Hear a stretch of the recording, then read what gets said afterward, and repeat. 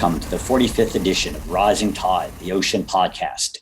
We ended part one of our interview with ocean explorer Sylvia Earl and her daughter Liz Taylor, discussing marine technology and the promise of ocean exploration. We return in part two with Vicki and I listening as Sylvia discusses the ocean, the climate, and the carbon cycle, ocean life, and the lessons we still need to learn to turn the tide. Also, Liz talks about how COVID changed their last year, and Sylvia discusses her new book and her next one. Enjoy some more time with her Deepness and her daughter. You know, we've only seen maybe 10% of the ocean. I'm not talking about the bottom or the top. I'm talking about the ocean. It's that wet part of the ocean that occupies most of living space on Earth, where the greatest abundance and diversity of life is, where the carbon is. David, and Vicki, I know you're both really into the thick of climate discussions and concerns and solutions. If we're going to have any long-term solutions, we have to face up to what we're doing to the ocean. Carbon cycle, life in the sea that sequesters carbon in the deep sea over long periods of time that we're now methodically disrupting, extracting wildlife by the ton, by thousands, millions of tons of carbon-based units. It's like burning forests or clear-cutting forests. We're clear-cutting the carbon from the ocean and allowing it to escape as carbon dioxide and methane.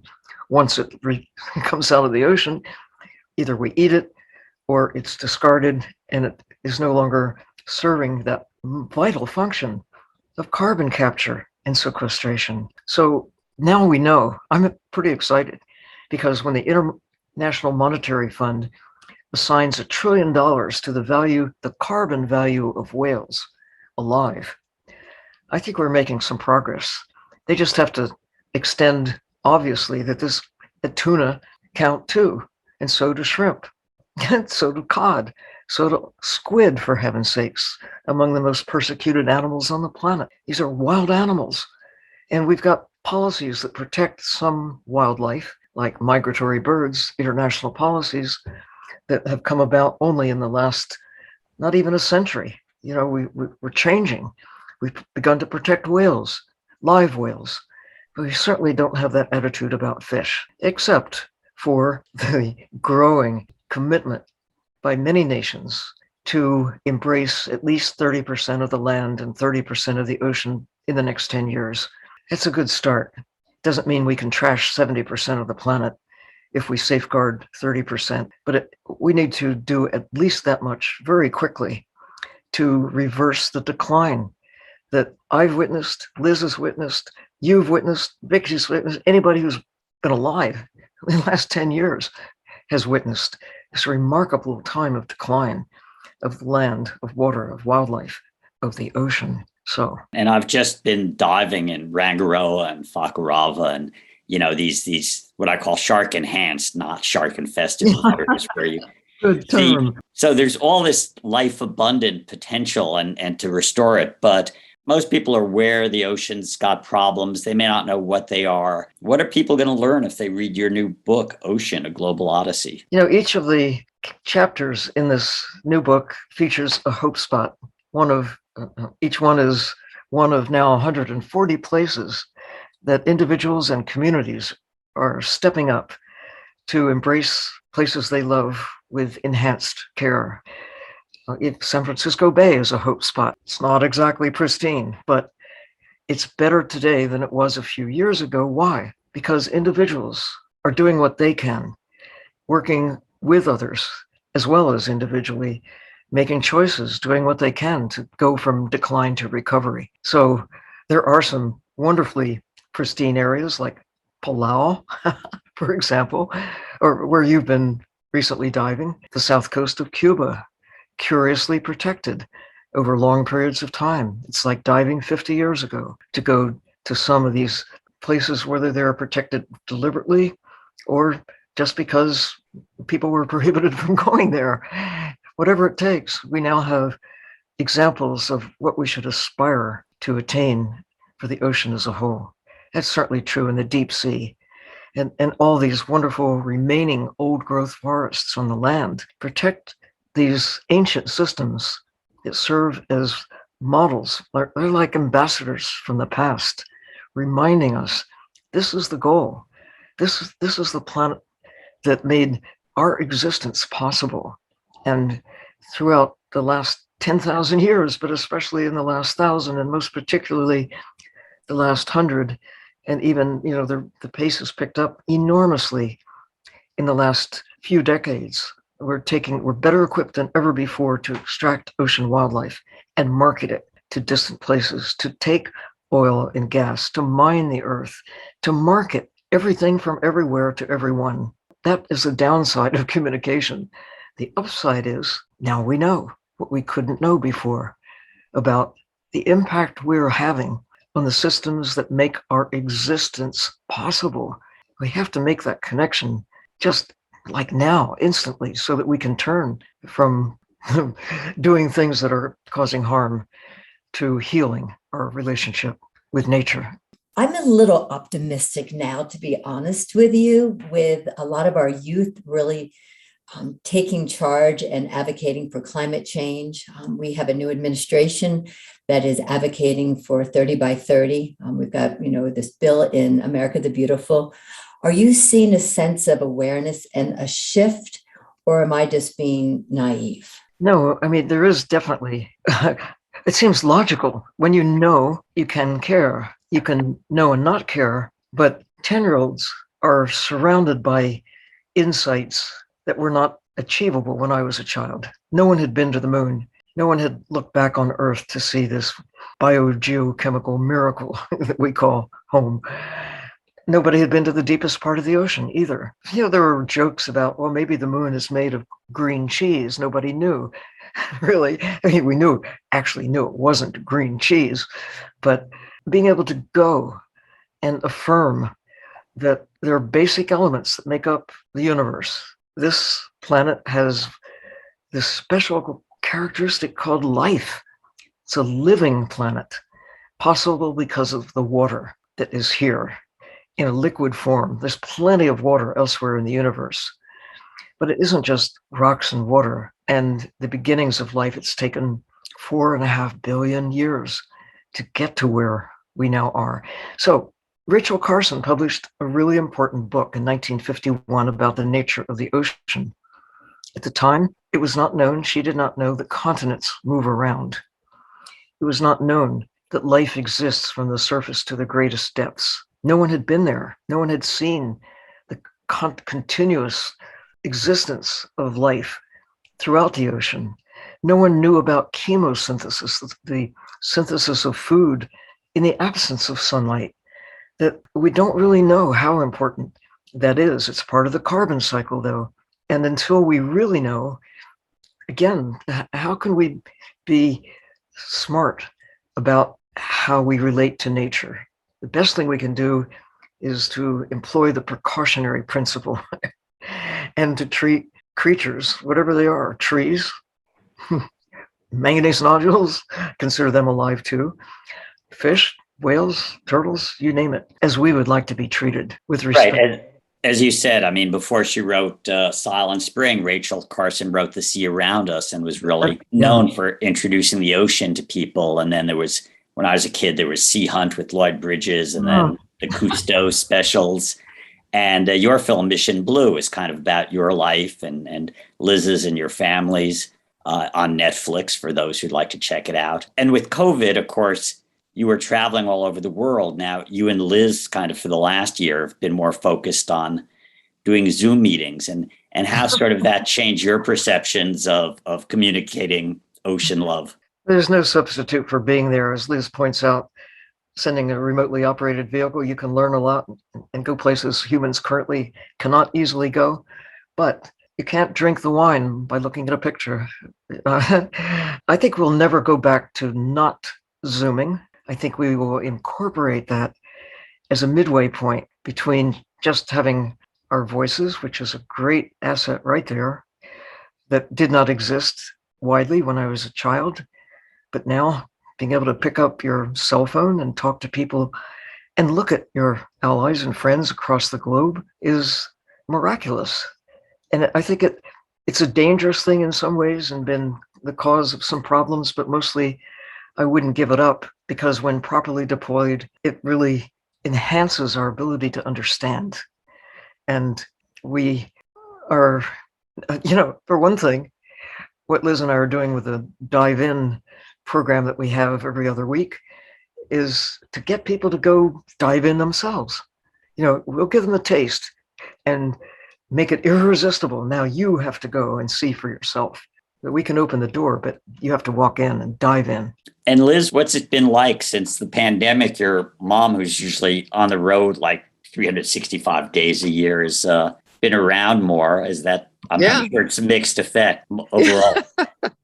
It was a nice time for her to be able to really focus in on the book and get a lot of files organized and those things that we always put off.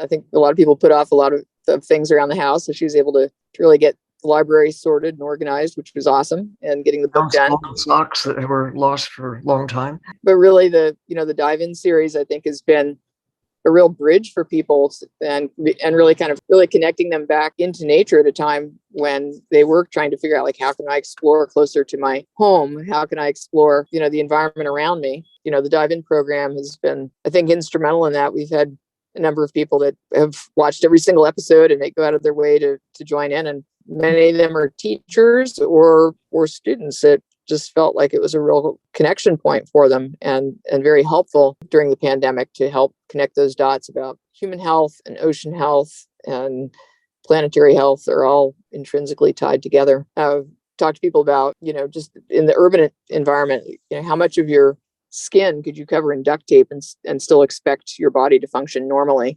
in talking about sort of this rampant overdevelopment and paving of every square inch of land.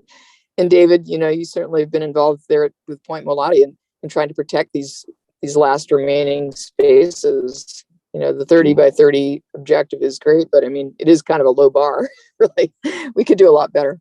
And that we can't just tweak the system a little bit and expect to come out in 10 years with a planet that functions in our favor. We inherited from our predecessors, from nature, a planet that has just a remarkable system that is just right for us. And it would seem, just in my lifetime, I've been a witness to what appears to be a deliberate effort to unravel the very systems that make our existence possible. The destruction of nature for short-time gain measured in not necessarily even in human lifetime units, but in the next quarter units. Corporations always looking on taking more.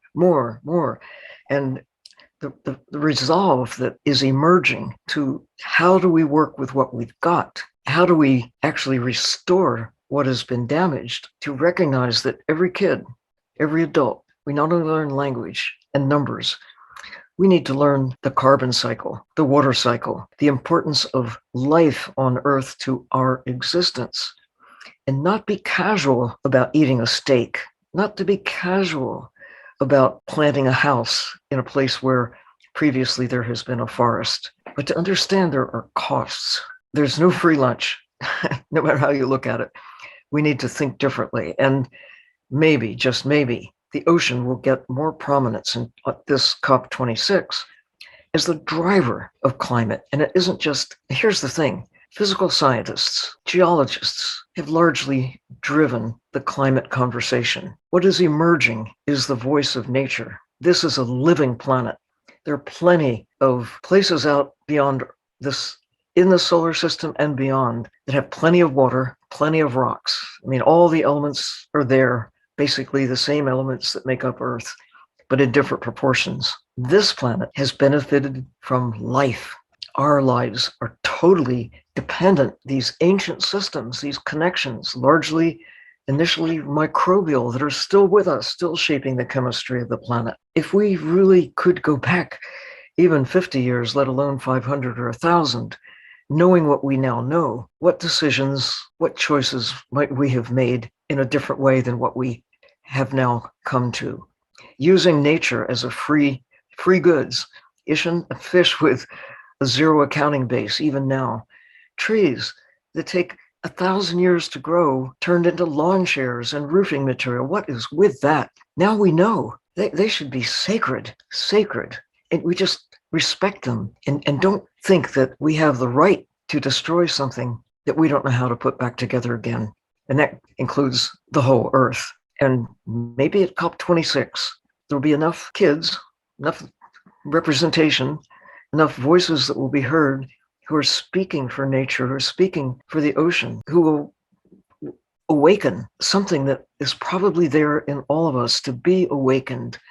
And that is the ethic, the empathy for life, and the responsibility that we now have, the sense of urgency that should be in everyday conversation. What are we going to do today to go from decline to recovery? What are you going to do? What can we do together? So COP26 might be a big disappointment, but if I think of it that way, it probably will be. But if I go, and I plan to go for part of this, with the attitude and with the commitment to do whatever I can to stir things up, to get people to look at the evidence, the reality, and really create not only the sense of urgency, but the sense of let's do it, making it that we have the best chance we will ever have right now to secure an enduring place for humankind within the natural world that is still robust enough so that we can breathe the air without carrying tanks on our back when we walk around on the land, that water still magically falls out of the sky, sometimes too much, sometimes too little, in places that have over long periods of time been adapted to another regime. But now we know, and that's really cause for hope. You've said Great. that beautifully. I'm counting on you to rile those folks up and to bring about some positive change. When you were last on our Writers for the Sea author panel, you were just finishing up this new book, Ocean, A Global Odyssey. And you said, there's another book I really want to write, and I'm going to get right to it. Want to give us some more hints on what that might be about? Well, really, I want to see the book Liz is going to write. That will be a bestseller for sure, and it should be. Oh my goodness. But the book that is still going to come out, it will be a more personal view. Ocean Odyssey, I tried to step back and be the voice for the ocean and look at the evidence. And, the first third of the book is about, here is the ocean. What is water? Where did it come from? Where did the ocean come from? Asking the kinds of questions little kids might ask, the hardest questions of all, because we don't have answers for some of these seemingly straightforward questions. The second big section is about life in the ocean, with a big colorful fold out, the kind of the major divisions of animals and plants and microbes, even the fungi that live in the sea, and the kingdom of life that we didn't know about when Rachel Carson wrote Sea Around Us in 1951, the archaea that are really important in shaping the nature of life, not only in the deep sea, but in our own bodies. They're here. And their existence was not known until the late 1970s. New kingdom of life. Come on. So we're on a roll in terms of knowledge. I tried to take the latest information that people have been learning, and distill it into 50-word sound bites, 1,000-word chunks. You can pick up the book anywhere and dive in, if you will, on one topic or another. But the last part is probably the most important part, how the ocean affects us, how we affect the ocean. So the next book will be more about my journey, a more personal view. Sea Change did that in 1975 when I tried to look at the ocean, tell the ocean's story from my personal viewpoint. Talked about the kids coming along with Liz and her brother and sister, and we didn't have grandkids in the picture then. Now we do. Gives me another thoughtful measure of time. And actually this year, David, a new edition of Sea Change has come out. Texas A&M University Press published it. This time has color illustrations and a new foreword that I attempted to consider the sea changes in 25 years. So I think I'll try in this new book to anticipate what will the world be like in 25 years, by the middle of this century, and maybe to go beyond. Let's see. Imagine that we're starting the 22nd century as humans measure time, looking back on what we're doing right now, and either to be celebrating the wisdom of the kids and everybody else, really seizing this moment and making our relationship with Earth such that there will be a habitable planet in the next century and beyond. Or there might be few sad remnants of human civilization looking back and saying, what were you thinking? Why? What were you thinking? And reflect on, in a sense, the way I reflect back on what I have experienced in my own life. When did we decide to scale up taking fish from the ocean on thousands of tons in places that were secure when I was a child, like the waters around Antarctica? It was such a bad idea to start fishing around Antarctica. Absolutely no justification for any indigenous population. No one around the waters of Antarctica relied on krill or deep sea fish. And we still don't. But we now allow the carving up of this, one of the last great ecosystems on Earth that was intact when I was a child, but we're not leaving it for the next generation in anything, in a sense that was as good as it could have been had we looked at the evidence. So here we are, 21st century humans, the biggest challenge of any in all of human civilization. What will our story be? I'll look forward to your next book. Absolutely. Liz and Sylvia, it's been a pleasure talking with you. Thank you so much for your insight and your time. And I'm looking forward to just more wonderful words from both of you and all of our efforts together in protecting this beautiful ocean. Maybe we'll bring the grandsons along next time. Maybe. That would be great. Rising Tide is a production of Blue Frontier with host David Helvarg and support from Natasha Benjamin, Ellie Curlow, and myself, Vicki Nichols-Goldstein. Rising Tide's editing services and additional technical support are provided by Studio Cape May of San Diego, California. The theme song is written and performed by Ethan Kenbarth. You can find Rising Tide, the Ocean Podcast, at www.bluefront.org or download it anytime from Apple, Google, or Spotify. Off in the salty ocean, off where the waves roll free, the sparkling water rises, then crashes to the sea. Out amongst the breakers, you'll have no need to fear. It's true, it's the blue frontier.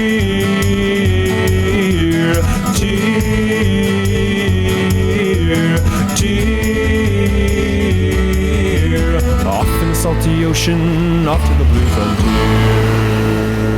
Sparky, come here, buddy. Sparky! There you are. Good boy, Sparky.